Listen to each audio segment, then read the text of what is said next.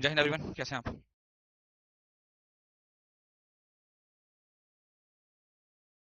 दो minute sir सांस लेने में, सुबह से ना काम में लग रहा हूँ, बस आपकी क्लास के लिए भाग कर ही आया हूँ। बस अभी भी क्या है, सिस्टर को जाना था, सिस्टर जानी जानी थी, तो उसको जो है फटाफट से वो जो है, अब मेरे पास समय नहीं था। ऐसे तो मैं छोड़ कर आया था, पर यह है कि आप लोगों की क्लास थी तो फिर फटाफट से जो है वो कैब वगैरह करी और भाग कर ही आया हूँ, बस ये समझ लीजिए, सामान वामान रखवा के। इसलिए आज सुबह से ना आया भी नहीं, बस ऐसे ही आ गया क्लास लेने। अब पसीने पसीने में हो रहा हूँ, बस आप समझ लीजिए कि आपकी क्लास लेट ना हो, बस इसलिए सांस सब आपके सामने ले रहा हूँ आकर के। कैसे हैं आप सभी लोग? बढ़िया हैं? उम्मीद करता हूँ मस्त होंगे, बिंदास होंगे और बड़े तरीके से तैयारी को कर रहे होंगे। ठीक है। एक जी। तो बच्चे देखो, अभी मैं बता देता हूँ कि कैसे कैसे करना है हम लोगों को। एक सेकंड रुकिएगा।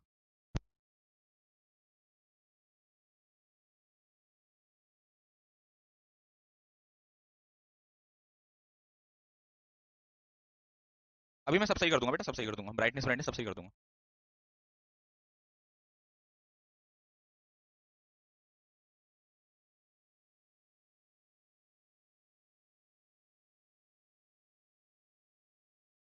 चलिए।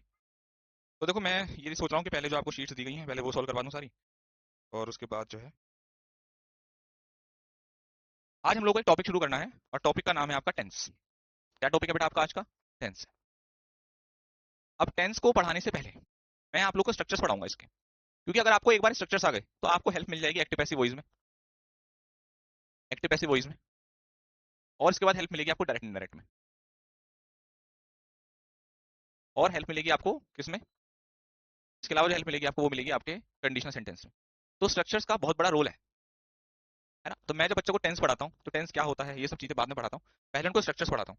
स्ट्रक्चर्स पढ़ाने से फायदा ये होता है कि उनको ये टॉपिक के लिए भी स्ट्रक्चर्स क्लियर हो जाते हैं, प्लस टेंस के लिए तो इंपॉर्टेंट है ही। तो आज हम लोग सब बच्चे सबसे पहले स्ट्रक्चर्स के ऊपर काम करेंगे।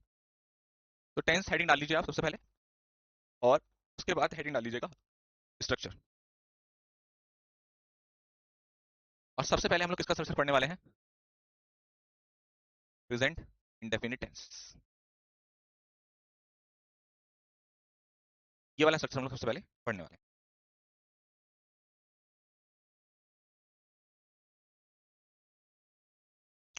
अगर मैं बात करूं अफर्मेटिव की, तो आप सबसे पहले यूज करते हैं इसमें सब्जेक्ट प्लस वर्ब की फर्स्ट फॉर्म। अब क्योंकि मैंने आपको सब्जेक्ट और एग्रीमेंट बहुत अच्छे से पढ़ाया है, तो मेरे बच्चों को इतना तो पता ही है कि अगर वर्ब में एस या इसको सफिक्स करा जाएगा तो वो सिंगुलर मानी जाती है।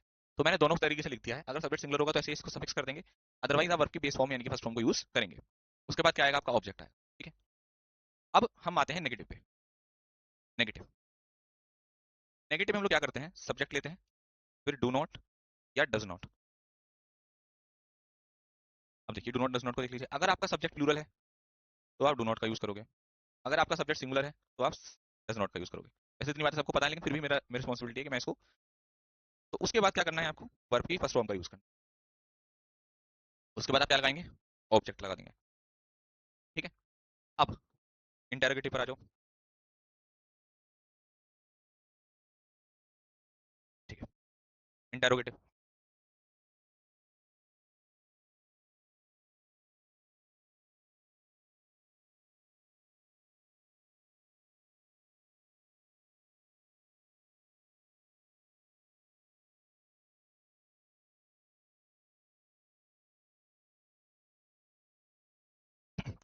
उसके बाद बेटा, अगर मैं आपसे बात करूं, ये हमारा हो गया।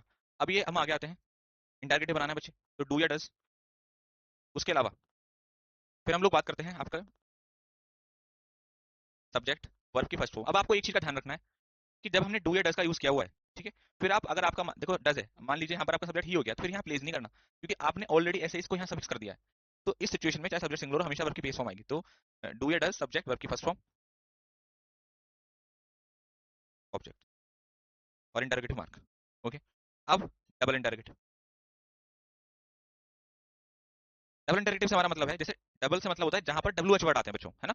जहां पर वाई, व्हेन, हाउ, ये डब्ल्यू एच वर्ड को बोला जाता है। ये हमारे येस और नो वाले होते हैं, इसमें आपका आंसर येस और नो में आएगा। जैसे मैं आपसे कहूं कि डू यू प्ले क्रिकेट, क्या आप क्रिकेट खेलते हैं? ठीक है। Does he sing a song, क्या वो गाना गाता है? तो ये हमारे आंसर कैसा है? हाँ, है ना। हाई नाम में कर सकते हैं, इसलिए इसको येस और नो इंटरोगेटिव बोला जाता है। और डबल इंडायरेक्टिव से मतलब है जहां पर हम डब्ल्यू एच वर्ड का यूज करते हैं, जहां पर हमें बताना पड़ेगा कि कारण क्या था, वाई, वेयर। जैसे मैं आपसे कहूं कि why does he sing a song, कि वो गाना क्यों गाता है, तो आप बताएंगे कि भाई he likes to sing a song, मतलब उसे गाना गाना पसंद है। तो आप चॉइस बता रहे हैं कि वो उसकी इच्छा है, उसकी पसंद है, उसकी आदत है, राइट। तो आपको रीजन इलेबोरेट करना पड़ेगा, उसको हम लोग डब्ल्यू एच वाला बोलते हैं, राइट। चलिए आगे बढ़ते हैं बेटा। तो डब्ल्यू एच में हमें क्या काम करना है, सिर्फ और सिर्फ डब्ल्यू एच वर्ड पहले लगाना है। जैसे मैं डब्ल्यू एच लिखता हूँ, बच्चे कहते हैं कि सर वाई लगाएं, वैन लगाएं। आपकी जो इच्छा है, बस सेंटेंस का फ्रेमिंग सही होना चाहिए। यहाँ आपको एग्जाम में स्ट्रक्चर्स बनाने नहीं आने हैं कि भाई आप जो है बनाकर दिखाओ कि आपका डबल इंडेरिवेटिव इंडेफिनिट कैसे होता है, नहीं, ये आपको सिखा रहा हूं मैं ताकि आगे वाले टॉपिक्स आपके क्लियर हो जाए। तो डब्ल्यू एच वर्ड आएगा, उसके बाद फिर ये आगे का स्ट्रक्चर सारा सेम, डू या डज, देन सब्जेक्ट,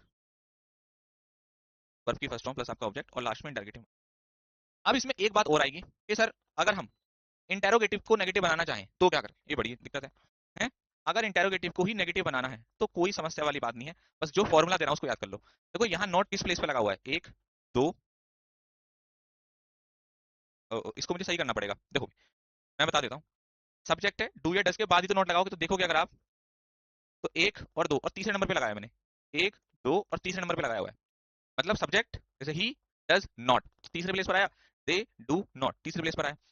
तो चाहे नेगेटिव बना रहे हो चाहे इंडेरोगेटिव नेगेटिव, नॉट का प्लेस थर्ड प्लेस पर रहता है, तो मुझे यहाँ भी तीसरे नंबर पे रखना पड़ेगा। जैसे डू या डज सब्जेक्ट और फिर नॉट, डू या डज प्लस सब्जेक्ट फिर नॉट,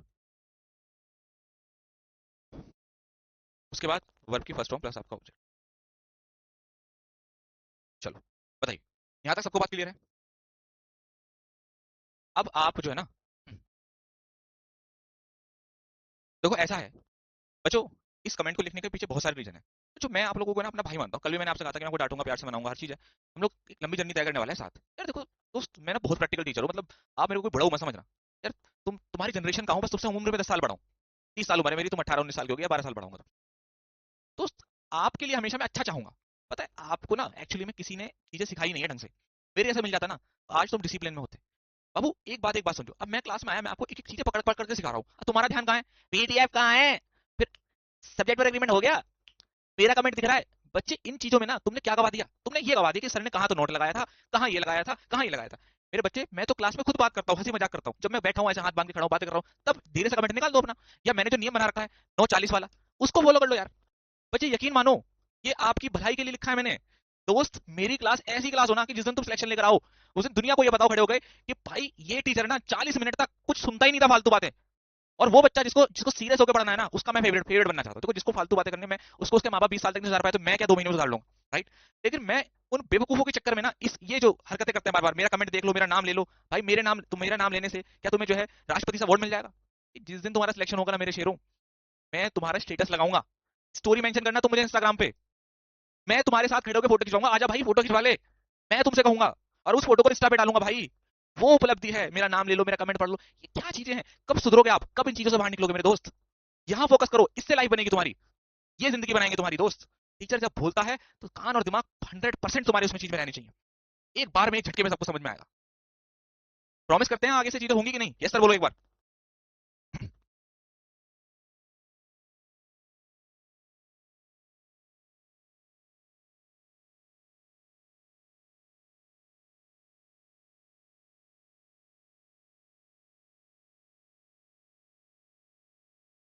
चलो थैंक यू सो मच।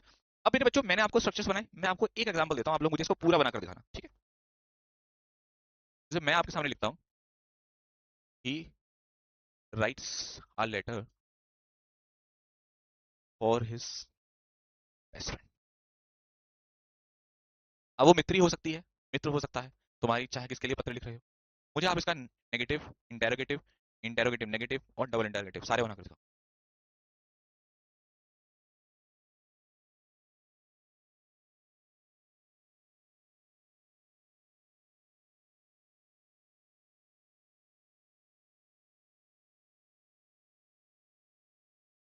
बता दूंगा बेटा इंस्टाग्राम आईडी, वैसे सब लोगों को पता ही है, बता दूंगा।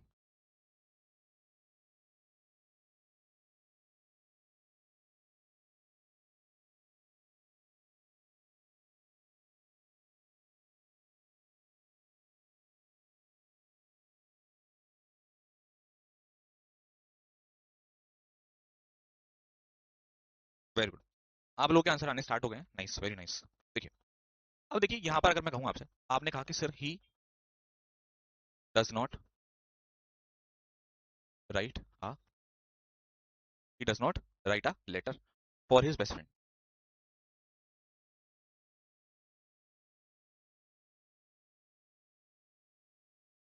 ठीक है। अब does he write a letter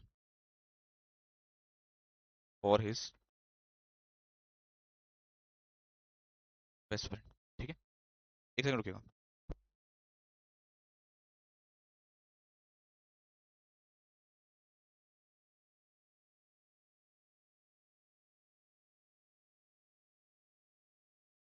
अब देखिए, अब इसका नेगेटिव बनाना है। देखो ये चीज मैं आपको सिखा रहा था, does he not write a letter for his best friend.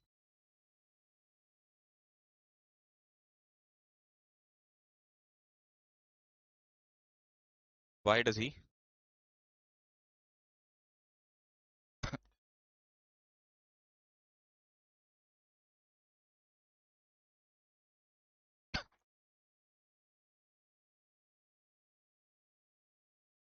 बताओ बच्चों, क्रॉस चेक कर लीजिए, सही है सबका।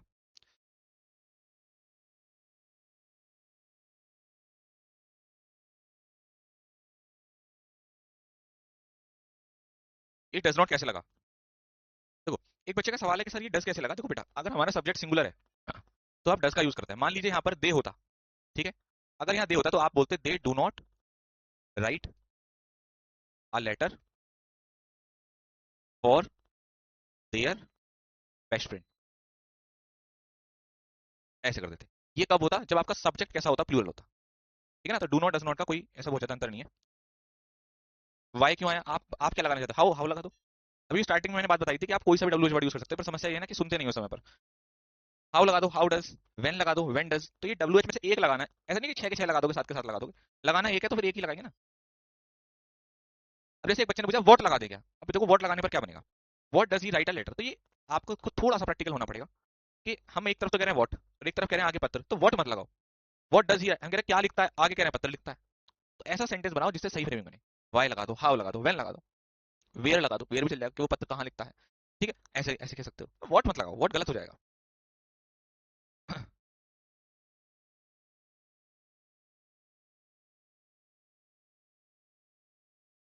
अच्छा, एक बच्चे ने कहा कि सर थोड़ा सा ना बेसिक से पढ़ाने का प्रयास कीजिए। एक सेकंड। जय हो, जय हो भाई। भाई साहब, इससे ज्यादा बेसिक कुछ होगा क्या कि आपको एक टीचर 10th टॉपिक के स्ट्रक्चर्स बनाने सिखा रहा है, जो आपने 10वीं 9वीं 11वीं 12वीं में सीखे होंगे। मतलब बातें जो करते हो आप, थोड़ी सी तो ऐसी किया करो कि भाई हाँ भाई चलो लगे, हाँ भाई चलो समझो, सही कहा है, ये तो चीजें सुधारनी चाहिए मुझे आपने पढ़ाने में। ऐसी महान बातें करते हैं, इसका कुछ नहीं है, है ना। स्ट्रक्चर्स बता रहा हूँ, उसके बाद भी जो है वो कह रहे हैं बेसिक से पढ़ाओ। भाई इससे ज्यादा बेसिक से नहीं पढ़ा पाऊंगा मैं, ठीक है ना। साफ बोल रहा हूँ, सीधी बात बोल रहा हूँ, इससे ज्यादा बेसिक से पढ़ा ही नहीं पाऊंगा। ठीक है। अब हम आते हैं हमारे, हमने देखा प्रेजेंट इंडेफिनिट टेंस का स्ट्रक्चर्स देखा, पास्ट इंडेफिनिट पर आते हैं। और आप, हाँ एक बात और है, ये जो बच्चे करते हैं ना कमेंट बेसिक से पढ़ाओ, मैं तो ये कहूंगा कि तुमने आज तक 12वीं में किया क्या है? और एक क्वेश्चन तो ये है। और दूसरी बात, अगर तुमने जीरो भी थे तब भी मैं तुम्हें सब्जेक्ट वर्ब की फर्स्ट फॉर्म सिंगुलर होता है, प्लूरल क्या होता है वो भी सिखा रहा हूँ। और जब सब्जेक्ट एलिमेंट सिखाया तो भी आपको पूरा बनाना सिखाया कि सब्जेक्ट क्या होता है वो भी सिखा दिया, जो आपको ऑलरेडी पता होता है, लेकिन फिर भी मैंने कहा चलो कोई बात नहीं, बाला का सिखा। तो तुम मुझे ये बता देना कि जी तुम जो बता रहे हो ये तो एडवांस लेवल है, और हमारी तरफ से बेसिक है। टेलीग्राम पे तो तुम जुड़े हो, वो पीडीएफ मेरे को भेज देना, क्योंकि तुम्हें ज्यादा नॉलेज है बेसिक क्या होता है एडवांस क्या होता है। तो वो मुझे बता देना, वो मैं ऐड कर लूंगा, उसका स्वागत है। बेसिक क्या होता है वो मुझे बता देना, मैं ऐड कर लूंगा अपने उसमें, फिर मैं आपको वैसे ही पढ़ा दूंगा। ठीक है। चलो, अब आते हैं इसके अफर्मेटिव।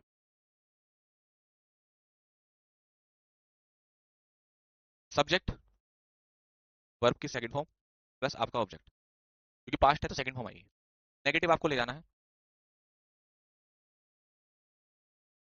नेगेटिव आपको ले जाना है तो सब्जेक्ट, ये आसान रहेगा क्योंकि डिड आता है, चाहे सिंगुलर हो चाहे प्लूरल। नॉट तीसरे नंबर पर आ गया, वर्ब की फर्स्ट फॉर्म प्लस आपका ऑब्जेक्ट।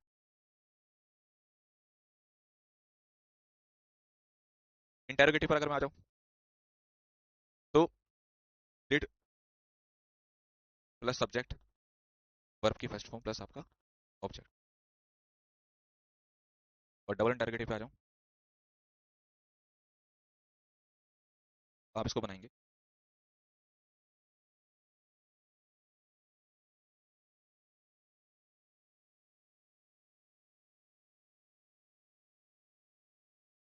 यही लिख देते हैं ही, या आपकी बार दे से बना देते हैं। They played cricket. चलो बनाओ।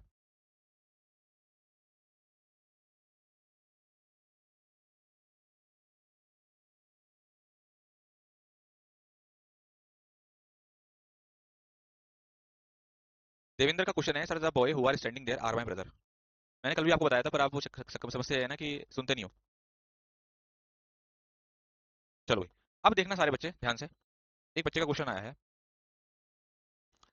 द बॉय, आप लोग अपने अपने आंसर करते रहे, the boy who are standing there are my brother. ये तो आसान था, कल भी मैंने आपको बताया था, रिलेटिव प्रोनाउन। कुछ है थोड़ी ना इसमें। अब जिसका ये क्वेश्चन है प्लीज ध्यान से देख लें, फिर कभी कहें कि सर फिर से कॉपी पेस्ट कर दो, क्योंकि आपके साथ समस्या ये भी है कि आप क्वेश्चन पूछते हो, जब मैं उत्तर देता हूँ तो भग जाते हो, फिर आ जाता थोड़ी देर में, चलो जी गन्ने का जूस पी के आता हूँ। तो गन्ने का जूस पी के आके, गुरु जी the boy who are standing there are my brother and brother, फिर मैंने कहा चलो एक बार और बता देता हूँ, फिर वो चला गया, मैंने कहा आपके पास शिकंजी पी के आता हूँ, गर्मी बहुत हो रही है। तो तुम्हारी शिकंजी गन्ने के जूस के चक्कर में मेरे को 4 बार जो है बताना पड़ जाता है। रिलेटिव प्रोनाउन क्या है, उससे पहले बॉय आ रहा है, बॉय है सिंगुलर, तो रिलेटिव प्रोनाउन से पहले वाले नाउन के हिसाब से वर्ब लगानी है, यहाँ इज हो जाएगा। The boy who is standing there, कौन है, वो मेरा भाई है, इज माय ब्रदर। देयर अपने से बात वाले के हिसाब से वर्ब लेता है। बस, बात किसके बारे में कर रहा है, लड़के के बारे में, वो मेरा भाई है, बस बात खत्म। ठीक है। चलो, अब आप लोगों ने ये भी बना दिया है। तो they did not play cricket. They did not play cricket. Did they play cricket. They played cricket, they did not play cricket, did they play cricket, और where, where did they play cricket.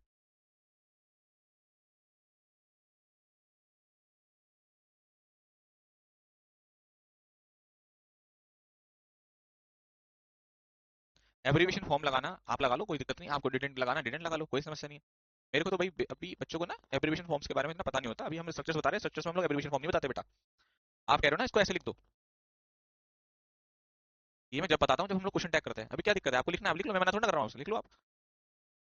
आपको जब पता ही है तो फिर जो जो चीज़ आपको पता है ना, वो आप मतलब जो आपको पता है वो चीज़ मत पूछो, जो नहीं पता वो पूछो, है ना। चलो,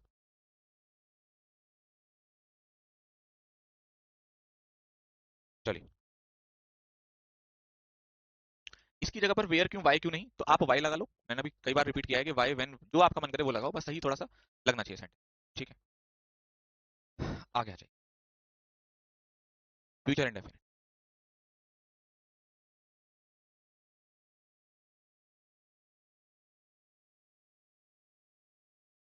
अफर्मेटिव, सब्जेक्ट विल या शैल, वर्ब की फर्स्ट फॉर्म, फिर आपका नेगेटिव, सब्जेक्ट विल या शैल, ऑब्जेक्ट, एरोगेटिव,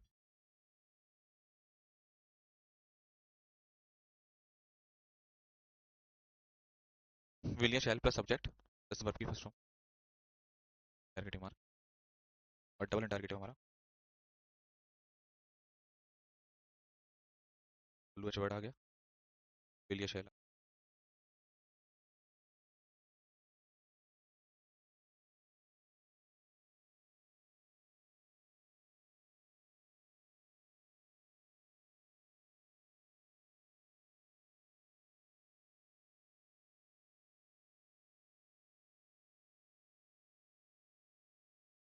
सॉरी, पी लगा दिया मैंने।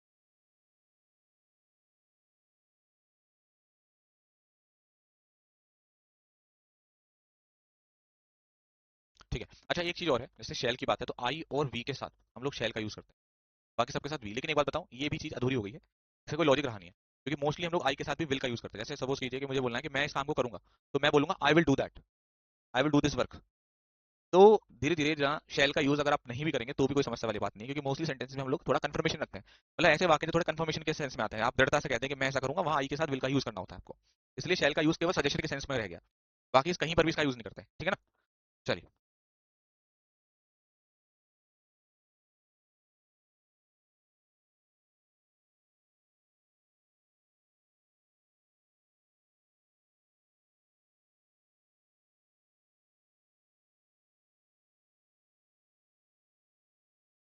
जी जी, आप बहुत अच्छे टीचर हैं जी भैया, बहुत बहुत शुक्रिया। देखो मेरे बच्चों, मैं आपसे हमेशा कहता हूँ कि आप थोड़ा टीचर को समझने का प्रयास किया करें, वो हमारे अच्छे के लिए ही कहता है।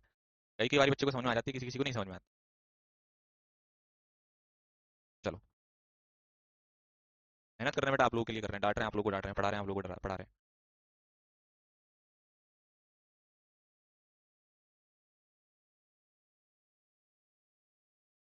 ठीक है, चलो बहुत बढ़िया। तो देखो बना लो इसको। He will not, he will not sing a song. Will he sing a song. Will he sing a song. ठीक है, मेरे को भी देखना पड़ता है, स्ट्रक्चर्स में गलतियां बहुत हो जाती हैं बोर्ड पर तो खास तौर पे। कॉपी भी लिखो तो पूरा एक जगह नजर आता है। तो अगर कभी स्ट्रक्चर्स में गलती है तो बता देना कि सर यहाँ गलती हो गई, इसको सही कर लो। ऐसा नहीं कि मैंने सर जी गलती, मेरे से भी गलती हो सकती है यार, इंसान ही तो। Will he sing a song. ठीक है, और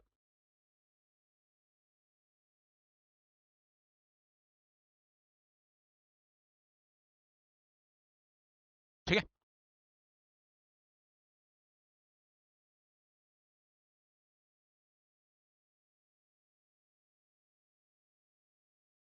अच्छा अच्छा, अच्छी बात है बेटा, कोई नहीं। सब टीचर अच्छा पढ़ाते हैं, आप कहीं से पढ़े हो, कोई समस्या वाली बात नहीं। लक्षण होना चाहिए बस।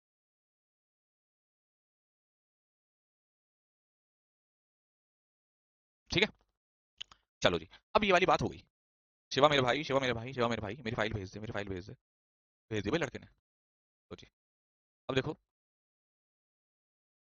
तुम्हारे भाई ने ना तुम्हारे लिए, तुम्हें एक चीज तो मिली गई होगी। देखो,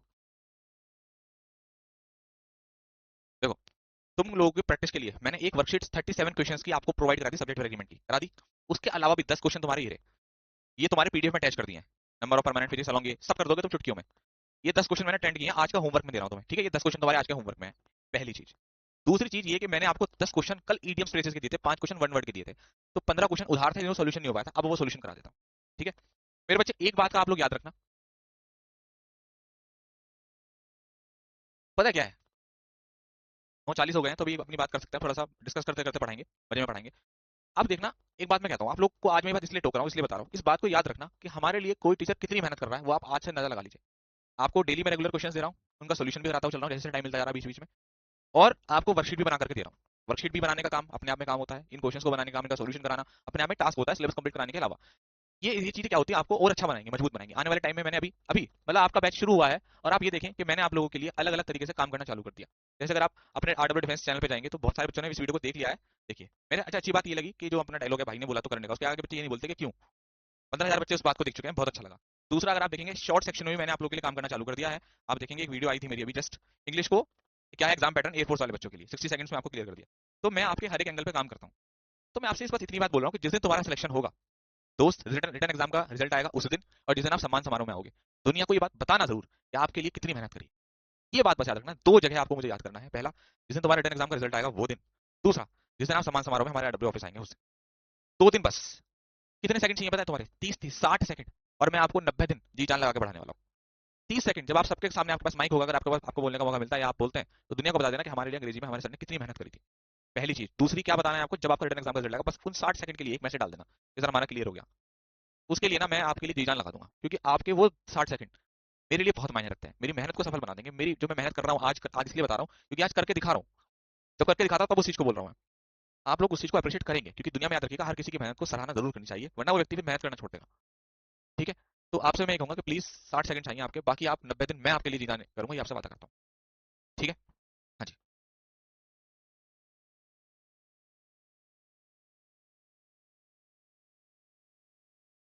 चलो बेटा, बताओ। हाँ जी, बिल्कुल बिल्कुल बिल्कुल बेटा। हाँ, बच्चे इंस्टा पर पूछ रहे थे, मेरी आईडी है, सब लोग नोट कर लेंगे, अनुज सर RW है। इसको नोट कर लेंगे, क्लास के बाद जाएंगे, फॉलो जरूर कर लीजिएगा, जरूर भाई ने बोला तो करने का। ये इसलिए बोल रहा हूँ क्योंकि जिस दिन आपका रिजल्ट आएगा उस दिन वो मैसेज का वेट मुझे रहेगा। तो आप सब लोग इस काम को भी क्लास के बाद तुरंत कर लेंगे, 1 मिनट लगेगा। ठीक है, अब आप अपने क्वेश्चन के आंसर करने चालू करिए।